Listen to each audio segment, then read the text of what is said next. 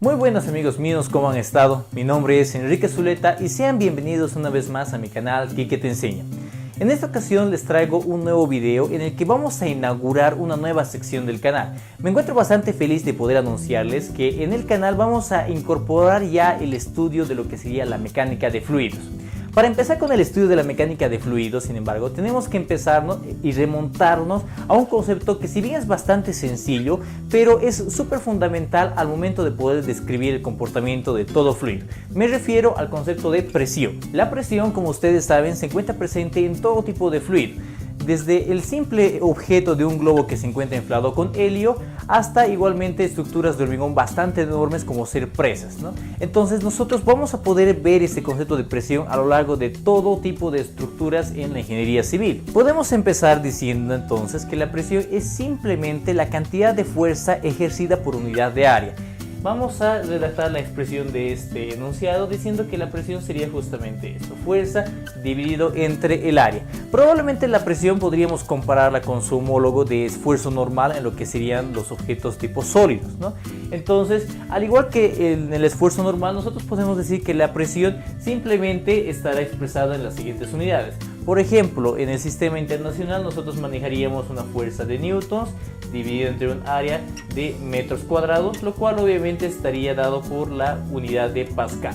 Podemos también tomar en cuenta otros tipos de sistemas de unidades en los cuales se manejan los bares, las atmósferas, los PSI, que son las libras por pulgada cuadrada, y también los metros de columna de agua o de algún fluido determinado. Cuando hablamos de la presión, estamos hablando en sí de una magnitud de tipo escalar.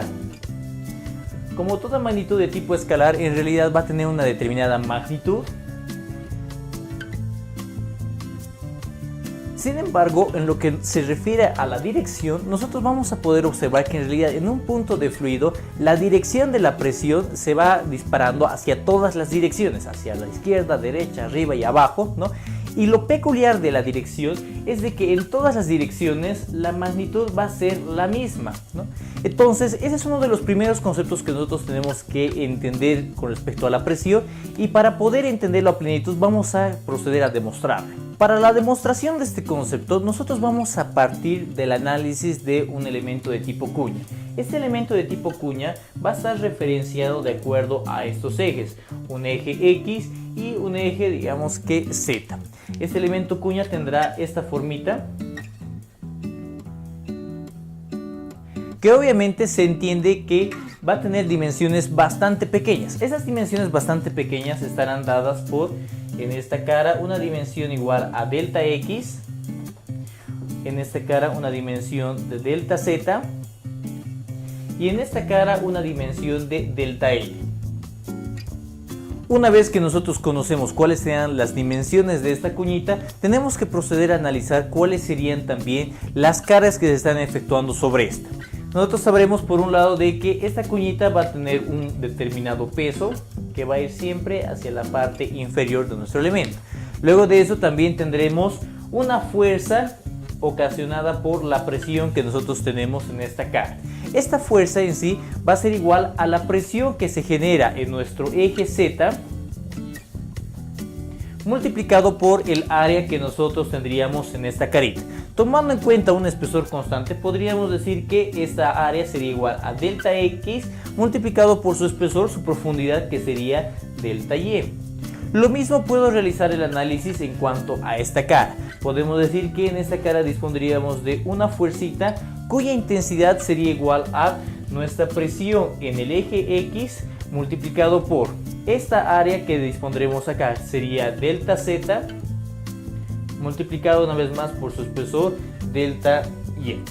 Y para finalizar también vamos a tomar en cuenta ya la fuerza que se ejercerá sobre este plano inclinado. Esta fuerza va a estar orientada de esta manera y sería igual a una presión en la dirección normal multiplicado por una vez más su área. Su área sería esta longitud delta L multiplicado por su espesor, que sería delta Y. Entonces, de esta manera nosotros tendríamos todo el conjunto de fuerzas que se estarían generando dentro de nuestra cuñita. Vamos a proceder entonces a plantear el equilibrio en nuestro eje X. Para eso diríamos que la sumatoria de fuerzas en el eje X sería igual a 0 positivo sería en el sentido de la derecha. Entonces, ¿qué fuerzas se generan en nuestro eje X dentro de la cuñita? Tendríamos, por ejemplo, esta primera fuerza que estaría con un sentido positivo, que sería igual a la presión en el eje X por delta Z por delta Y. Esa sería la primera fuerza que disponemos. Luego también dispongo la componente de esta fuerza, la componente en el eje X. Para calcular la componente en el eje X, tomando en cuenta que el ángulo de inclinación de esta cuñita es un ángulo alfa, podríamos decir que el ángulo alfa por geometría se repite también en esta zona. Por tanto, la componente en el eje X de esta fuercita simplemente sería menos la fuerza P normal por delta L por delta Y multiplicado por el seno del ángulo alfa. Esto será igual a 0. De esta expresión nosotros podemos ver que contamos con varios términos comunes. Por ejemplo, lo que sería nuestro delta Y, que se puede terminar simplificando. Entonces, la presión en el eje X por delta Z sería igual a nuestra presión normal por delta L por el seno de alfa. Ahora, sin embargo, nosotros también podemos notar algo interesante en cuanto a la geometría de nuestra cuñita. Por ejemplo, nosotros podríamos decir que en sí, si analizamos el seno de alfa, diríamos que el seno de alfa sería igual a esta longitud de acá, que hemos dicho sería delta Z, dividido entre la hipotenusa, que en este caso es delta L. Entonces, si nosotros apreciamos esa expresión, podemos decir que delta Z sería igual a delta L multiplicado por el seno de alfa. Reemplazando esa expresión en la ecuación de equilibrio previamente obtenida, nosotros podríamos decir que nuestra presión en el eje X multiplicado por delta Z, delta L por el seno de alfa, sería igual a la presión normal por delta L por el seno de alfa.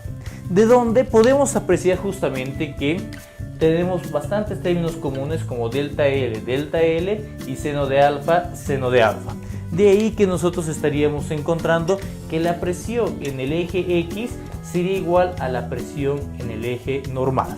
Entonces ya hemos logrado demostrar en cierto modo, generando el equilibrio en el eje X, nuestra primera hipótesis de que la presión tiene la misma magnitud en todas las direcciones. Vamos a repetir el proceso, en este caso ya calculando lo que sería el equilibrio en el eje Y.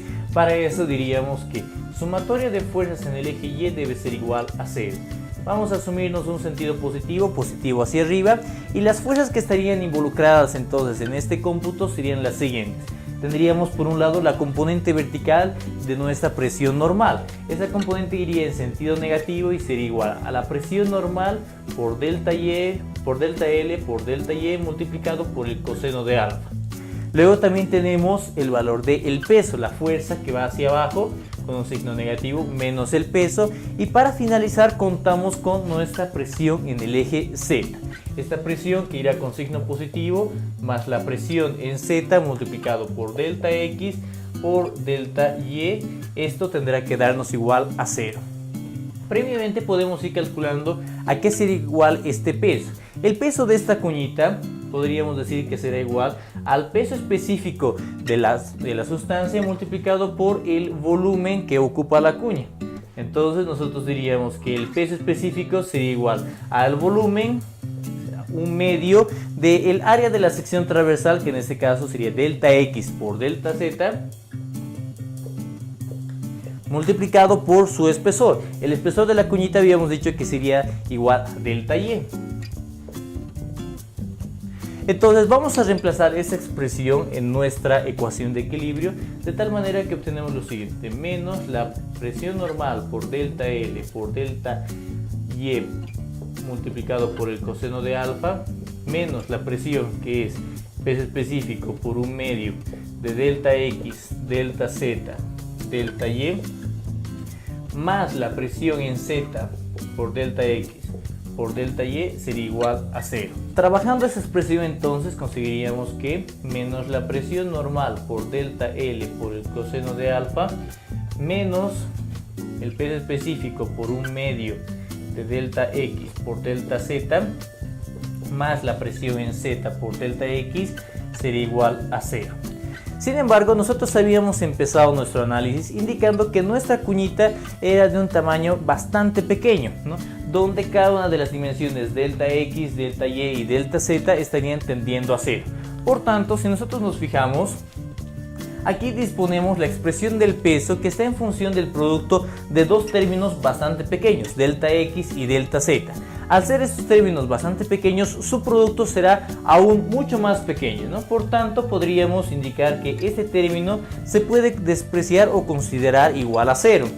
De esto diríamos que menos la presión normal por delta L por el coseno de alfa será más la presión Z por delta X sería igual a 0.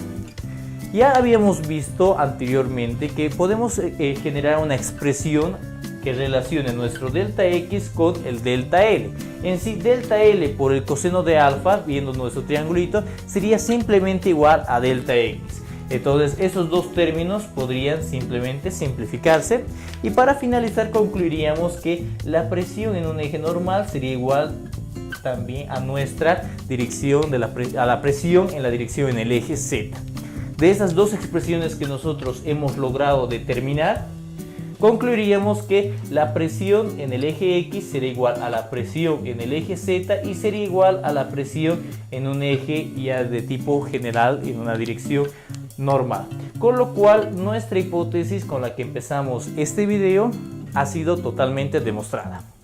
Y bueno, amigos míos, eso sería todo por este video tutorial. Espero que les haya gustado y que les sea de muchísima utilidad. De ser así, no se olviden darle clic en el botoncito de me gusta, compartirlo con sus amigos y suscribirse a mi canal de YouTube para poder estar al tanto de mis siguientes publicaciones. No se olviden que cualquier duda, consulta o sugerencia de algún otro ejercicio puede dejarlo aquí abajo en los comentarios, y en breve estaré subiendo ese material para poder compartirlo con todos ustedes. Eso sería todo por esta ocasión. Nos vemos muy pronto. Muchísimas gracias.